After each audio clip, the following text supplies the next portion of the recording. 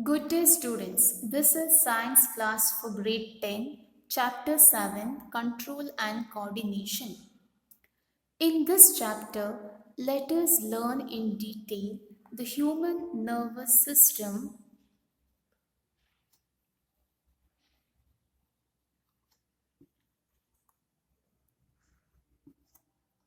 coordination in plants,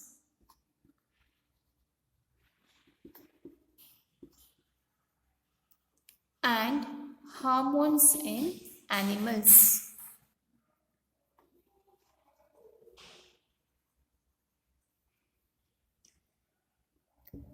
So, in this video session, let us learn in detail the human nervous system. All humans have a basic need to control and coordinate all the movements occurring in them. All the cells, tissues, and organs do not work independently. They depend on each other. They work together as one team. For example, during the process of ingestion, the eyes locate food, nose receives smell, hands pick up the food, mouth opens to eat it, teeth chew it, and saliva mixes it.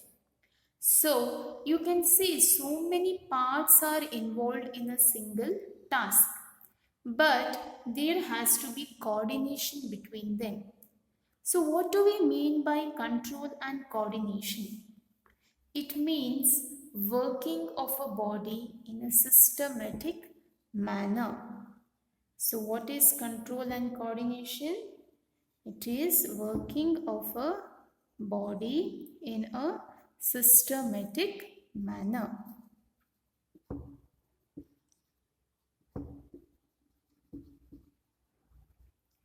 All the processes taking place in our body are very complicated, and still the body is working so efficiently.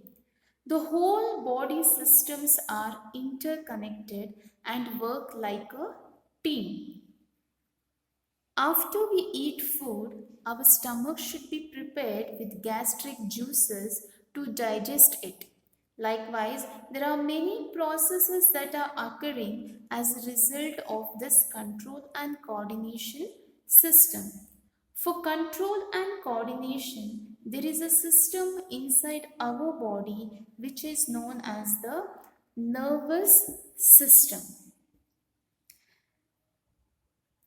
We have discussed that structural and functional unit of any system are its cells. In the same way, cells of the nervous system are called neurons. The cells of the nervous system or the human nervous system are called neurons. And the largest cell of our body, is the neuron. Is this clear, students? Okay, now let us move to the structure of neuron. This is how neuron looks. So this is the structure of neuron. It consists of axon, dendrite, cell body, nucleus, and the nerve ending. So this structure is called as the cell body, that is enclosed with a nucleus. And from the cell body, small branches arise, and they are called as dendrites. So these are the dendrites. This is the cell body, and this is a nucleus. And the cell body gives out only one branch that is elongated, called as the axon. An axon ends into the nerve endings. The function of the dendrite is to receive the impulse, and the function of the axon is to deliver it to the other neuron, and that is called as the nerve impulse in conduction. And the neurons link together and form nerves. So there are three types of neurons. They are sensory neurons, motor neurons, and relay neurons.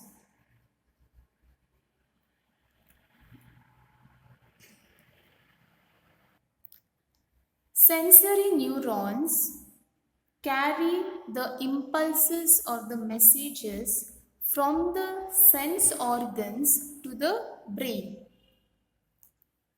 Motor neurons, they bring the messages or the impulses from the brain to the sense organs.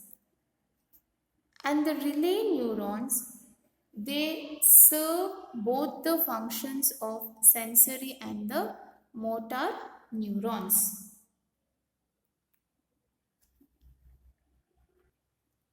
Next, let us learn about the receptors. Receptors. Touching a hot object is a dangerous situation for us, isn't it, students? Yes. And we need to detect it and respond to it. And how do we detect that we are touching a hot object? All information from our environment is detected by the specialized tips of nerve cells. And these receptors, okay, the specialized tips of the nerve cells are called as the receptors. So what are receptors? Receptors are the cells or structures that are able to detect the stimuli.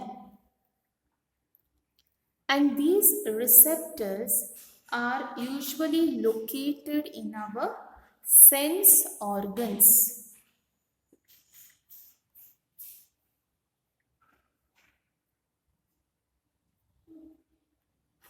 There are different types of receptors such as phonoreceptors,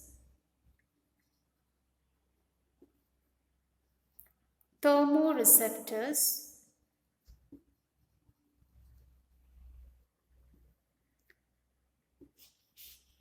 photoreceptors,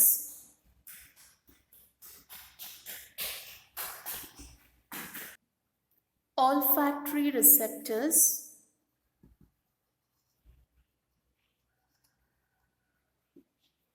and gustatory receptors.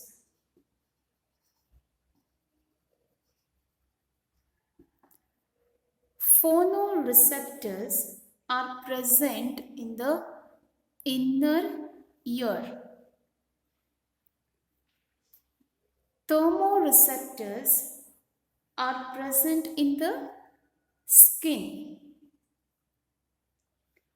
Photoreceptors are present in the eye. And the receptors which are present in the nose are called the olfactory receptors. These receptors receive the smell. Gustatory receptors are present in the tongue, which helps in the taste detection. Thermoreceptors are responsible for the pain, touch, and heat. Is this clear, students? So, what are receptors? Receptors are the structures that detect the sensations. It detects or receives the stimuli. So, they are called, they collect the information to be conducted by the nerves, and they are present in the sense organs of the animals. Photoreceptors in the eye detect lights of different wavelengths and then pass it to the brain, which interprets different colors. Is this clear, students, about the receptors?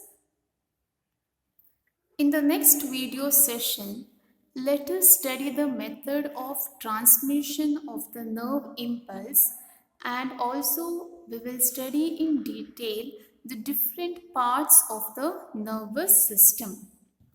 Thank you, students.